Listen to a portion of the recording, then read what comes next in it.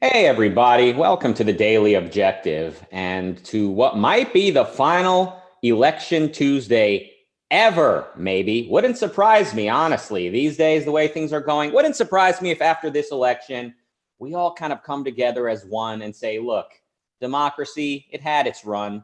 Elections, they were kind of nice at times, but let's never do this again. Let's try something new. I don't know, monarchy, anarchy. How about each individual citizen has his own sovereign state? We can all never interact with one another again, and we can all just agree to disagree. Wouldn't surprise me at this point, the way the world has moved. Nothing can really be predicted. I have no idea what to expect, but we're going to talk about our predictions and much, much more. We have with us a man who is from the birthplace of democracy itself. You know, as much as I have maybe downplayed the merits of democracy here thus far in the monologue, when you think about it, in the context of history, when it was all despots, here was a new way of electing rulers that was a new, arguably a positive step in the right direction. But the final step, the final missing ingredient is that it's not only about how you choose your leaders, but it's to what is your leader beholden? To his own whims or to rule of law? And the Greeks, in addition to, I think, inventing democracy, they also came to understand that the law is who we serve. The law is who we take orders from, rather than kings and despots. Maybe, obviously, the Greeks didn't do it perfectly. Hell, we don't even do it perfectly. I don't even do it perfectly in this monologue. I take up 90% of the show speaking and following my own whims, but now we're going to democratize a bit and pass it over to Nikos Sotirakopoulos. Thank you, Rucka. So, as always, one of my favorite times in politics are the nights before an election, and maybe that's something from my Marxist days, because we'd always think maybe this is the election that maybe the Communist Party is going to go to 25% and things are going to change. So it's usually nice because the night before an election, it's like there's this political field is open and everything is possible. Now, this is the first time that this is not the case. So this is the first time that usually people are going to go, well, if things tomorrow are not in a complete chaos, that's probably good. Although I expect that there are many people who are expecting this chaos. So I thought we could do the following today, because it's always important to keep things into perspective.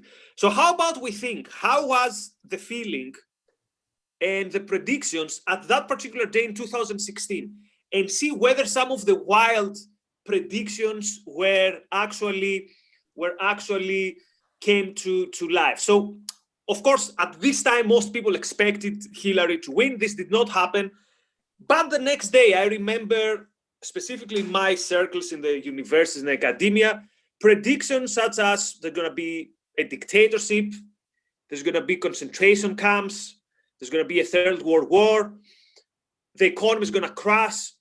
Now, nothing of these things happened. So the first thing I would say is people need to chill a bit. Now, just today, I saw a couple of minutes ago, some leftists on Twitter saying, circulating some information, what to do if Trump declares a coup. And I mean, that we're still somewhere there. So the first thing to keep in mind is that usually what you think is going to be a cataclysmic change, it rarely is. So the first thing is relax. It's not going to be probably as bad as you think, whichever side you're on. So let's pause a bit here. So looking back on the equivalent day before or after the elections 2016, how do you think these 4 years played out? Depends how you mean. I mean, I think if you look at the culture, I think it's gotten much worse. But if you're just looking at policy, obviously it's not that bad. I mean, it's bad. I don't like the tariff man. I don't like his literal policies that he's implemented. I saw a former guest on the show, Johan Norberg, what is his last name? He tweeted out, I think yesterday, saying, after 4 years of the tariff man, are you sick of winning yet? And he showed like a list of like, here's how many jobs were created in America by the tariffs, and here's how many jobs were lost. And of course, we can only try to quantify these things. I mean, whenever the government meddles in the economy, we can only try to calculate the lost opportunities. It's almost like, staying home your whole life and trying to imagine how many adventures you missed out on. You could try to gauge, but the only way to really know is to actually live.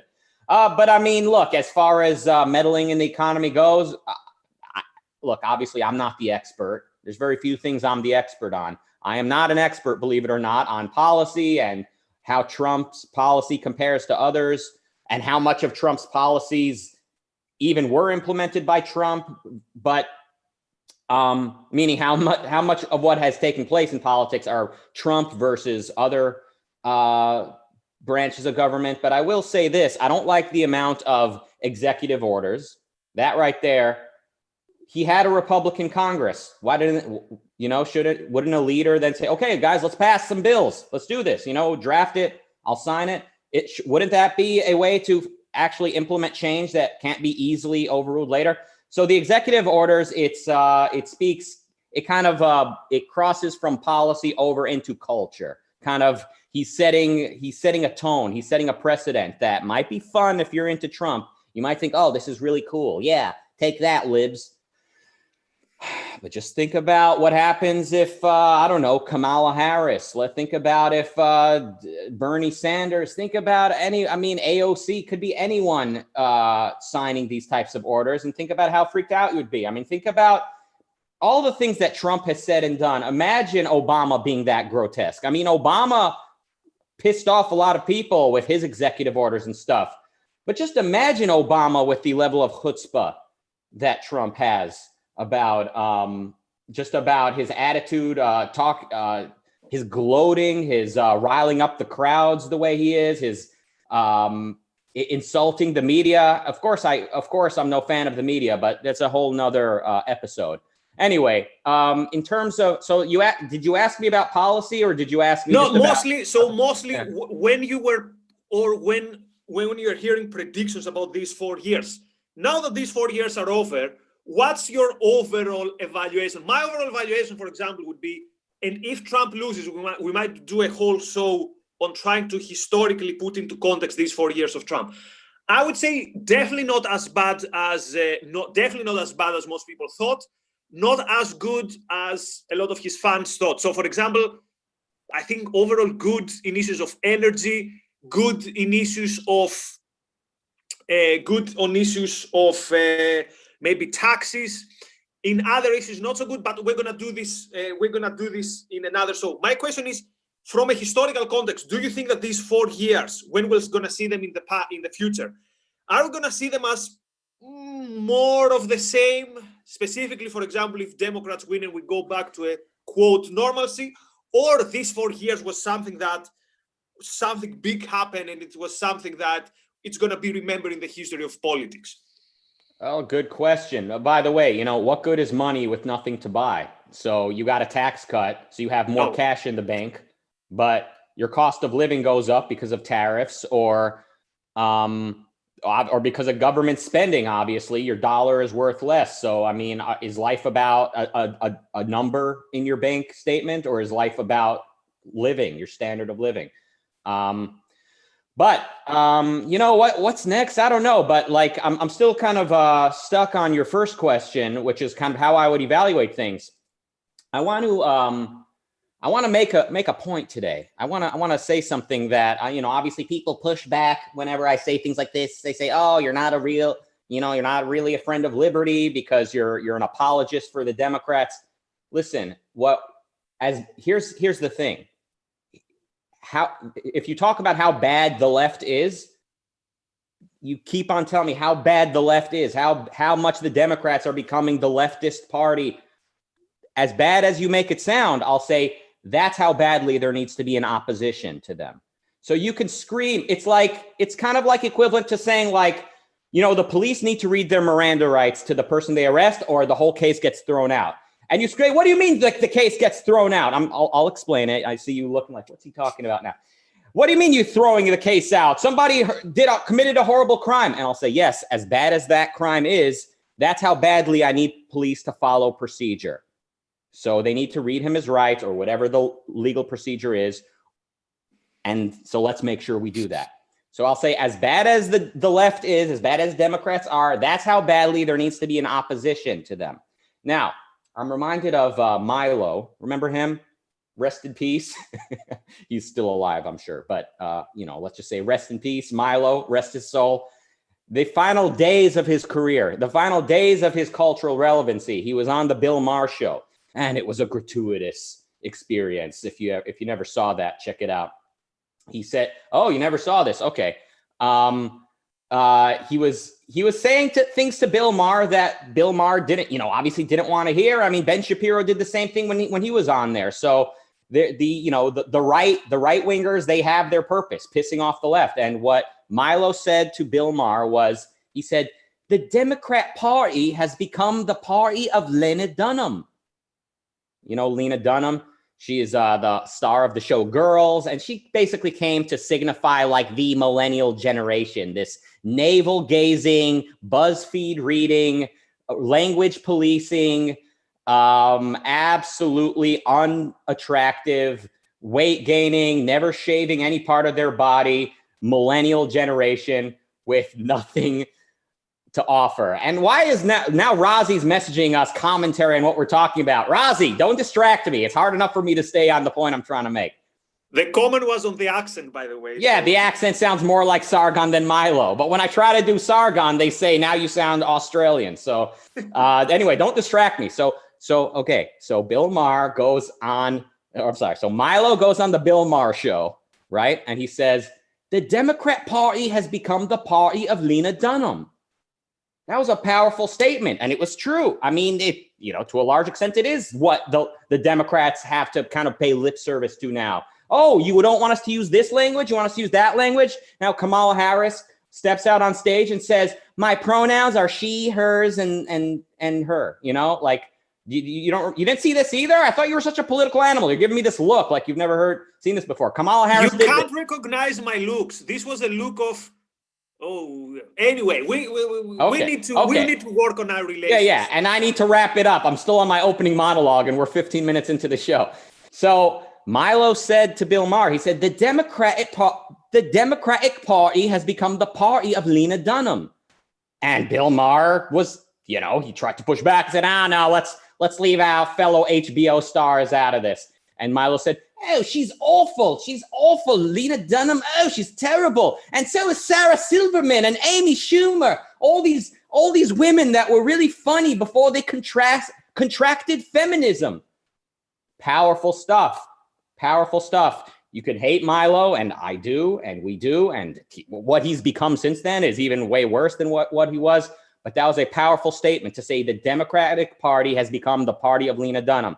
So I will ask you, watching this at home, and I will ask you, Nikos, what has the Republican Party become today? Because we know Donald Trump is a temporary figurehead of the Republicans. Let's hope. Let's hope he isn't crowned the Napoleon Emperor. Let's hope.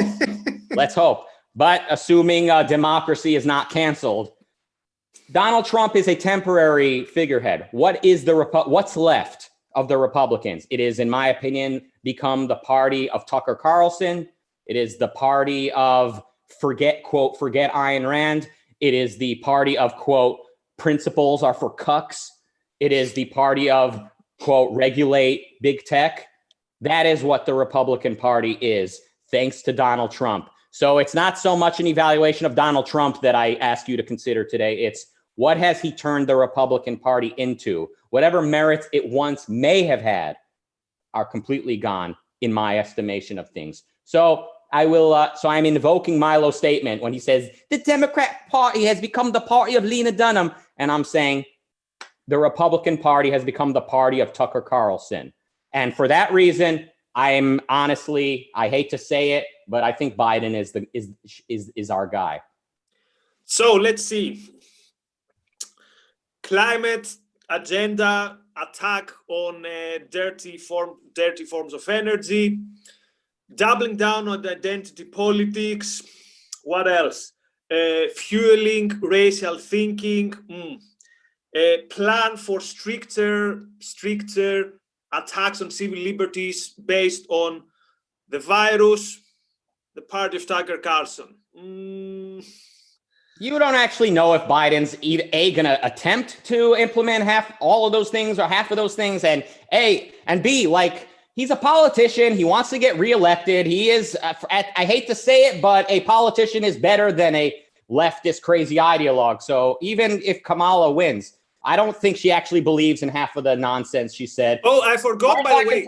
As far as I can tell, Biden and Kamala have both thrown more black people in jail and arrested more drug dealers than any conservative ever dreamed of. So, I mean, I'm not a fan. Obviously, we hate that, but let's not pretend that they are these anarchist leftists like the Antifa people in Portland. And then why then the vice president, 2 days before the elections, he has this video on equality and equity that, let me tell you something, I had to watch this 4 times. Because every time I was like, no, she can't have said that. There's probably a mistake. People have misunderstood it. I watched it 4 times. Anyway. Because you know she doesn't mean it. Oh, so how about that? How about Tucker Carlson is actually the most freedom-loving person ever, but he doesn't mean it.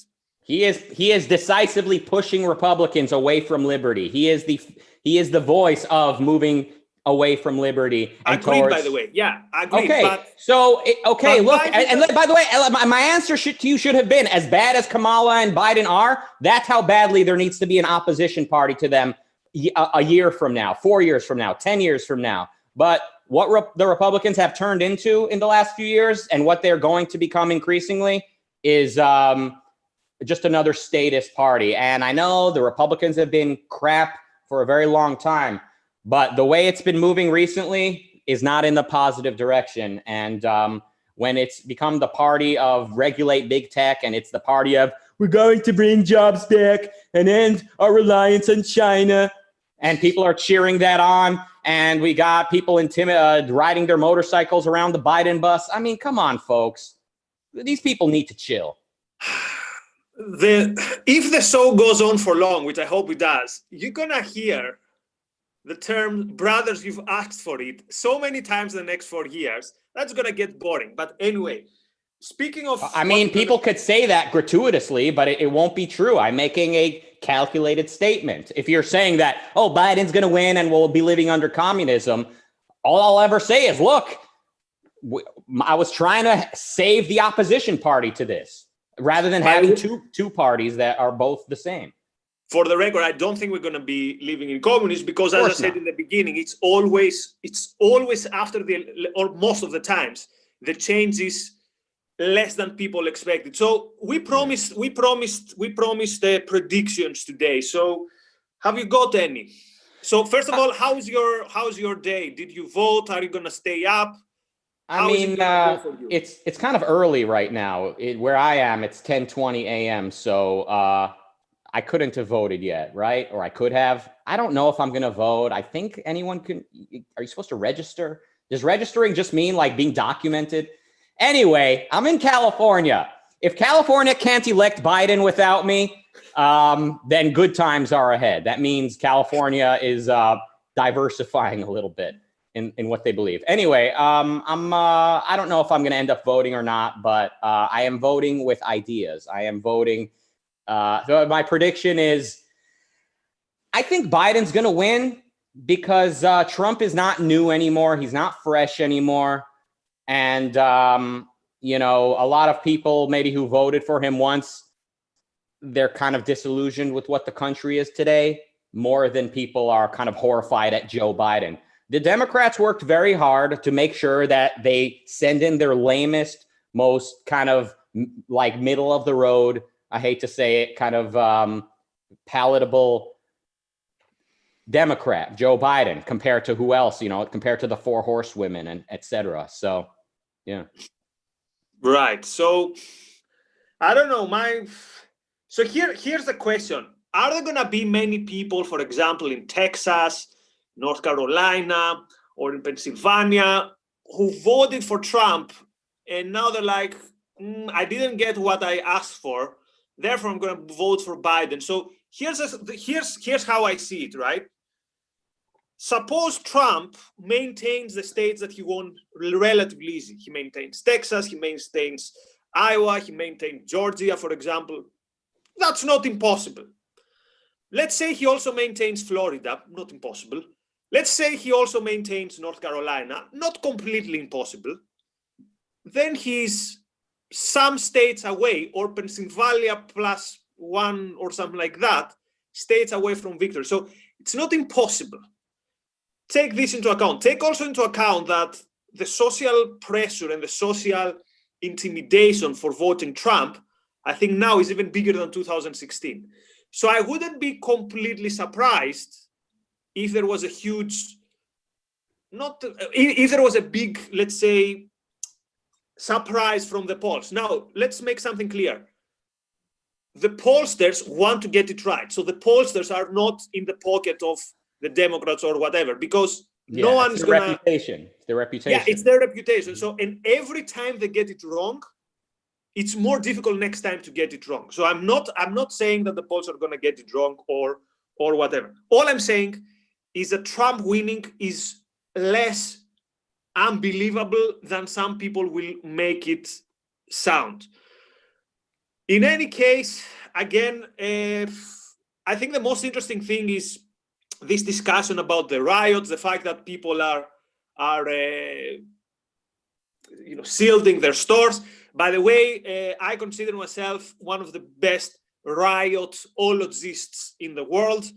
And here's the golden room of riotology, authored by yours truly. If everyone is expecting a riot, that riot is not going to happen. So anyway, that's my final prediction. So without further ado, I will leave it up to you to finish it up. This is the last election Tuesday. Again, who knows, maybe next week, let's say, maybe the election is still undecided, although I don't think that's going to be the case. And so I'll let you finish it off by just saying to people to keep an eye on our social media, because as opposed to politicians, and specifically, anyway, I don't want to say a politician of which side, we're not about distraction, we're about creation. We're coming up with new shows promoting positive values, and within, I think, 5 minutes or so in our YouTube channel or in our Facebook, I can never tell which is which, you can see our new spot about one of our new shows. So Rucka, sum up this series of all these. Actually, it's on Facebook, as Razi says, what we do without Razi in so many aspects of our lives. So Rucka, that's the end of the election Tuesdays. Parting thoughts and parting words. Look, I'll just say this. Most likely, whatever negative changes are coming are kind of me in the long term and can be fixed. Like you can, like even if the wrong candidate happens to win and starts to try to implement all these new things, a later candidate might overturn it. And in general, your life is not that affected by who wins this election today. Not in the big picture. Put another way, there's a lot you can still do with your life. And people are way too invested in election politics.